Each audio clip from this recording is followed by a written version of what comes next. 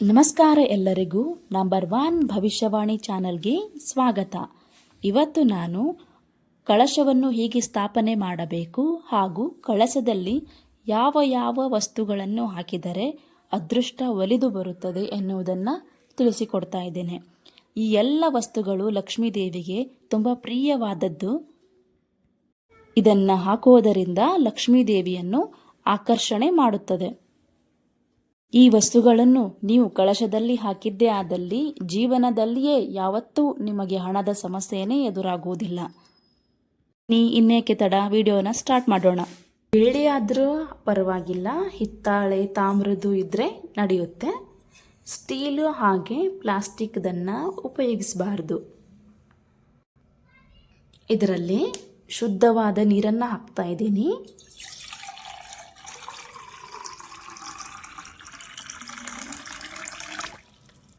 ನೀರನ್ನು ಹಾಕಿದ ನಂತರ ಚಿಟಿಕೆ ಅರಿಶಿಣ ಹಾಗೂ ಚಿಟಿಕೆ ಕುಂಕುಮ. ಮೊದಲಿಗೆ ಅರಿಶಿಣ ಕುಂಕುಮದಿಂದ ಪ್ರಾರಂಭ ಮಾಡಬೇಕು. ತುಂಬ ಮಂಗಳಕರವಾಗಿರುತ್ತದೆ. ಈ ನೀರನ್ನು ನೀವು ಬೆಳಗ್ಗೆ ಪೂಜೆ ಯಾವ ಸಮಯದಲ್ಲಿ ಮಾಡ್ತೀರಾ ಆ ಸಮಯದಲ್ಲಿ ನೀರಲ್ಲಿ ಈ ವಸ್ತುಗಳನ್ನೆಲ್ಲ ಹಾಕೋಬೇಕು. ಮುಂಚೆನೇ ಹಿಂದಿನ ದಿನ ನೀರು ಹಾಕಿ ಕಳಶ ಸ್ಥಾಪನೆ ಮಾಡಲೇಬಾರದು.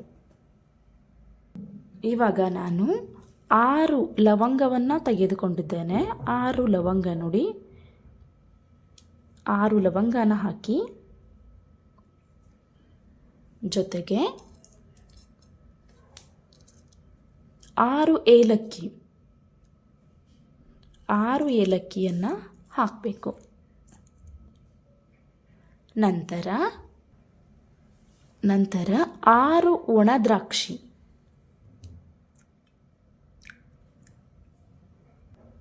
ಇವಾಗ 6 ಬಾದಾಮಿಯನ್ನು ತೆಗೆದುಕೊಂಡಿದ್ದೇನೆ. 6 ಬಾದಾಮಿನ ಹಾಕಬೇಕು. ಹಾಕುವಾಗ ಬಲಗೈಯಿಂದಾನೇ ಹಾಕಿ. 1 ಒಣ ಖರ್ಜೂರ ತಗೊಂಡಿದ್ದೇನೆ.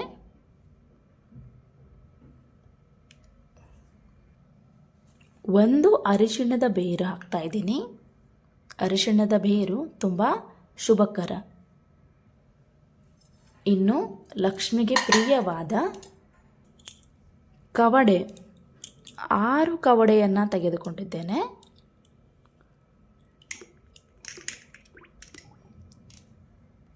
ಜೊತೆಗೆ 6 ಗೋಮತಿ ಚಕ್ರ,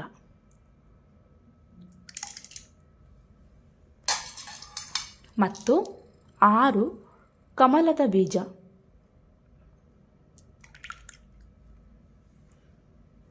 ಜೊತೆಗೆ 1 ಗುಂಡ್ ಅಡಿಕೆ.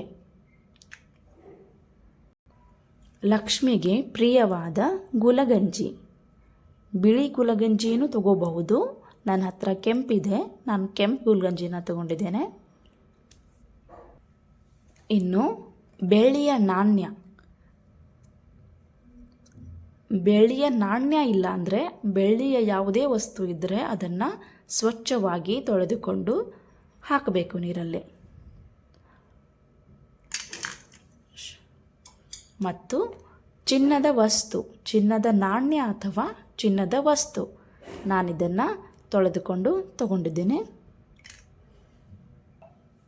ಮತ್ತು ಕಲ್ಲು ಸಕ್ಕರೆ ತಗೊಂಡಿದ್ದೀನಿ. ಸ್ವಲ್ಪ ಕಲ್ಲು ಸಕ್ಕರೆಯನ್ನು ಹಾಕಬೇಕು.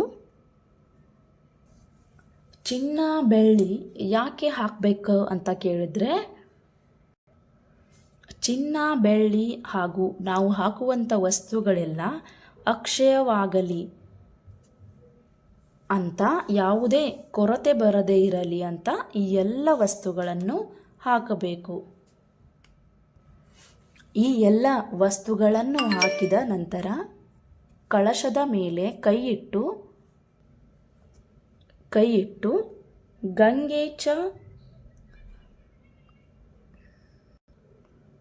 ಗಂಗೆಯನ್ನು ಪ್ರಾರ್ಥನೆ ಮಾಡಿಕೊಳ್ಳಬೇಕು.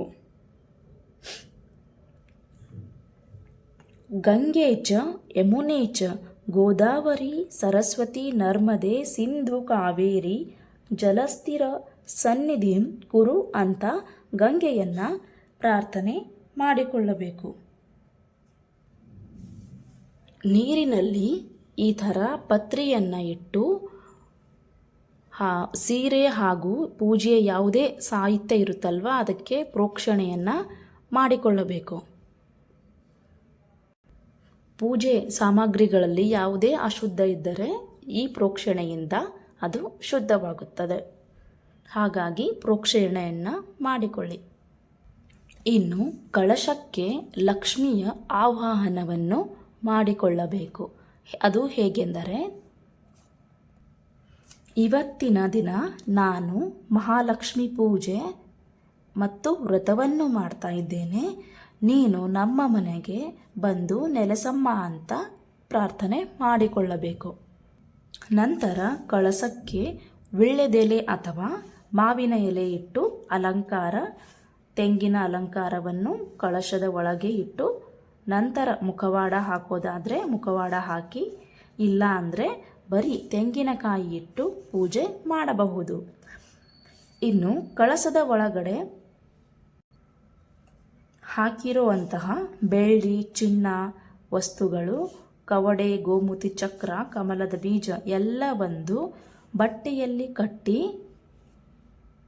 ದೇವರ ಮುಂದೆ ಇಟ್ಟು ಪೂಜೆ ಮಾಡಿ ನಿಮ್ಮ ಕ್ಯಾಶ್ ಬಾಕ್ಸಲ್ಲಿ ಇಡಿ. ಇನ್ನು ಬಾದಾಮಿ, ದ್ರಾಕ್ಷಿ, ಒಣ ಖಜೂರ ಎಲ್ಲ ನಿಮ್ಮ ಸೈಟು ಅಥವಾ ಜಮೀನು ಇದ್ದರೆ ಅದರಲ್ಲಿ ಹಾಕೋದು ತುಂಬ ಒಳ್ಳೆಯದು.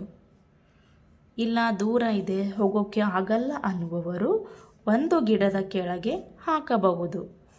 ತೆಂಗಿನ ಮರ ಇಲ್ಲನೋ ಅರಳಿ ಮರ ಹಾಕೋದ್ರಿಂದ ತುಂಬ ಶುಭವಾಗುತ್ತದೆ.